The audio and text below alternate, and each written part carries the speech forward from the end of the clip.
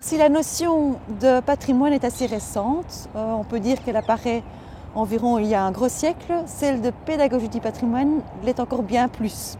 En effet, c'est en 1980 que sont nées en France les classes du patrimoine. Et en 1989, le Conseil de l'Europe va constituer un groupe de travail et de réflexion autour du patrimoine et de la notion de pédagogie du patrimoine pour en jeter les fondements. En 1995, c'est toujours le Conseil de l'Europe qui va organiser à Bruxelles un colloque où le patrimoine va vraiment être considéré comme un facteur de tolérance et de civisme. Enfin, en 2005, à l'occasion du traité de Faro, c'est là qu'on va vraiment expliciter en toutes lettres que le patrimoine, au niveau de ses valeurs, peut être et doit être utilisé comme un outil d'apprentissage, un outil didactique pour justement favoriser le dialogue interculturel, les valeurs humaines, les identités culturelles européennes. La pédagogie du patrimoine apporte une raison d'être à l'humanité de façon générale. C'est-à-dire que si le patrimoine n'existait pas, notre société serait en perte d'identité, en réflexion profonde sur qui on est, où on va et pourquoi on est là.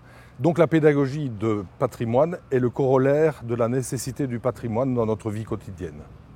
Donc la pédagogie du patrimoine permet de prendre conscience pleinement de la valeur, de la richesse et de la signification du monde qui nous entoure. Et donc, a priori, ça devrait aider à pouvoir mieux se positionner, mieux se sentir, mieux voir vers quoi on veut aller, chacun à titre individuel ou en groupe. Le patrimoine est quelque chose que l'on reconnaît. C'est un processus constant de reconnaissance de ce qui est important à garder, à partager et à transmettre. Et donc, on pourrait même caricaturer en disant que le patrimoine est un fait de société, car le patrimoine n'existe pas. Il est en constante évolution, en constante reconnaissance. Et à ce titre-là, la pédagogie accompagne tout un chacun sur le processus de patrimonialisation. C'est d'essayer de faire prendre conscience à chacun de ce patrimoine qui est là, donc apprendre à lire, apprendre à regarder le patrimoine, à le comprendre, sachant que ça fait partie de son environnement, au travers d'une connaissance du patrimoine, apprendre plein d'autres choses, parce que le patrimoine, c'est presque tout.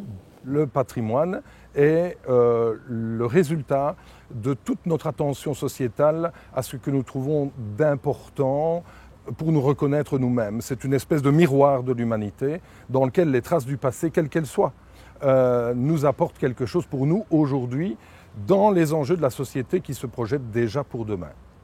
C'est dans ce contexte qu'en 2006 est né le projet des classes du patrimoine et de la citoyenneté, qui est un projet soutenu par la région et où le patrimoine est pris d'une part comme un outil pour apporter des connaissances sur le patrimoine immobilier, mais d'autre part est aussi considéré comme un outil de savoir-faire et de savoir-être et comme un vecteur d'ouverture culturelle.